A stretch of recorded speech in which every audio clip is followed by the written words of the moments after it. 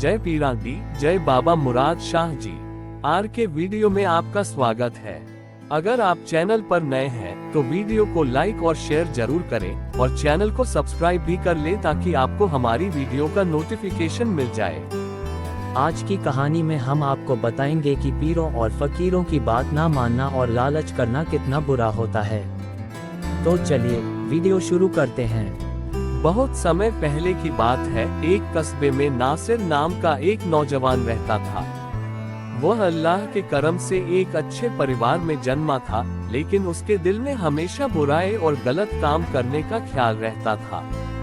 नासिर को मेहनत करने से सख्त नफरत थी और वह चाहता था कि जल्द से जल्द अमीर बनकर ऐशो आराम की जिंदगी जी सके। लेकिन उसकी आदतें और गलत काम लोगों के बीच उसकी बुरी छवि बना चुके थे। लोग उससे कतराने लगे थे और उसके परिवार ने उसे सही रास्ते पर लाने की बहुत कोशिश की, लेकिन नासिर पर कोई असर नहीं हुआ। एक दिन नासिर के एक साथी ने उसे बताया कि दूर एक गांव के पास एक प्रसिद्ध फकीर रहते हैं। कहा जाता था कि वह फकीर लोगों की किस्मत बदलने की ताकत रखते थे और उनके पास जाकर कोई भी इंसान अपनी मुश्किलें दूर कर सकता था। ये सुनकर नासिर के दिल में लालच और उम्मीद जागी। उसने सोचा, अगर मैं उस फकीर के पास जाकर अमीर बनने का कोई तरीका हासिल कर लूं, तो मेरी जिंदगी बन जाएगी। अगले ही दिन नासिर ने सफर शुरू किया और कई घंटे पैदल चलने के बाद उस गांव पहुंचा। वहां उसे फकीर बाबा एक पेड़ के नीचे बैठे दिखाई दिए। नासिर उनके पास गया और अदब से सलाम किया। फकीर बाबा ने उसकी आंखों में छुपी लालच को तुरंत पहचान लिया। वह जानते थे कि यह लड़का दौलत की चाह में यहाँ आया है। फकीर बाबा ने नासिर से पूछा, बेटे तुम यहाँ क्यों आए हो? नासिर ने झिझकते हुए कहा, बाबा मैं बहुत गरीब हूँ और जल्दी से अमीर बनना चाहता हूँ। क्या आप मुझे कोई ऐसा अमल या दुआ बता सकते हैं जिससे मेरी तकदीर बदल जाए और मैं जल्द अमीर हो जाऊँ? फकीर बाबा ने उसकी बात सुनी और गहरी सांस लेकर कहा, बेटा दौलत कमाने का सही तरीका मेहनत और ईमानदारी में है।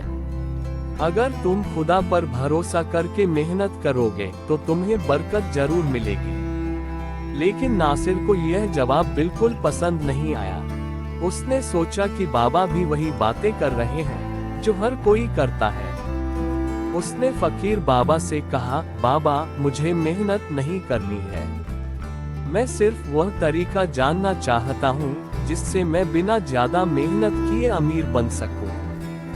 फकीर बाबा ने नासिर को देखा और गंभीर स्वर में कहा, अगर तुम्हें मेहनत से बचना है और तुम जल्दी से अमीर बनना चाहते हो तो अल्लाह तुम्हारे साथ है। लेकिन याद रखना, बुरे काम का अंजाम हमेशा बुरा होता है। फिर भी अगर तुम्हें दौलत चाहिए तो उस पहाड़ी के पार एक पुरानी दरगाह है। वहाँ एक गुफा है जिसमें बेहिसाब खजाना छुपा हुआ है। लेकिन हाँ, गुफा में दाखिल होने के बाद जितना हाथ में आए बस उतना ही लेकर बाहर निकल आना। अगर तुमने ज्यादा लेने की कोशिश की तो तुम्हें बड़ी मुश्किलों का सामना करना पड़ेगा। नासिर ने फकीर बाबा की बात सुनी और उसके मन में लालच और बढ़ गया। उसने सोचा, ये तो बहुत आसान है। अगर वहाँ खजाना है तो मैं क्यों थोड़ा सा लूं? मैं सब कुछ समेट कर ही लौटूंगा। ये सोचकर नासिर तुरंत उस गुफा की ओर चल पड़ा। पहाड़ी के पार जाकर उसने गुफा को ढूंढा और अंदर दाखिल हो गया। गुफा का नजारा देखकर उसकी आंखें चौंधिया गईं। चारों ओर सोने के सिक्के, हीरे, जवाहरात बिखरे पड़े थे। नासिर ने अपने कपड़े और थैला भरना शुरू कर दिया। लेकिन जब उसने और ज्यादा लेने की कोशिश की तो अचानक गुफा का दरवाजा बंद हो गया। वह घबरा गया और दरवाजा खोलने की कोशिश करने लगा, लेकिन सब व्यर्थ था। अब नासिर को अपनी गलती का एहसास हुआ। उसने सोचा, काश मैंने फकीर बाबा की बात मानी होती। मैं लालच में आ गया और अब इसकी सजा भुगत रहा हूँ। गुफा के अंदर न तो खाने का इंतजाम था और न ही पीने का। धीरे धीरे उसकी ताकत कम होने लगी और आखिरकार कुछ दिनों बाद उसने वहीं दम तोड़ दिया।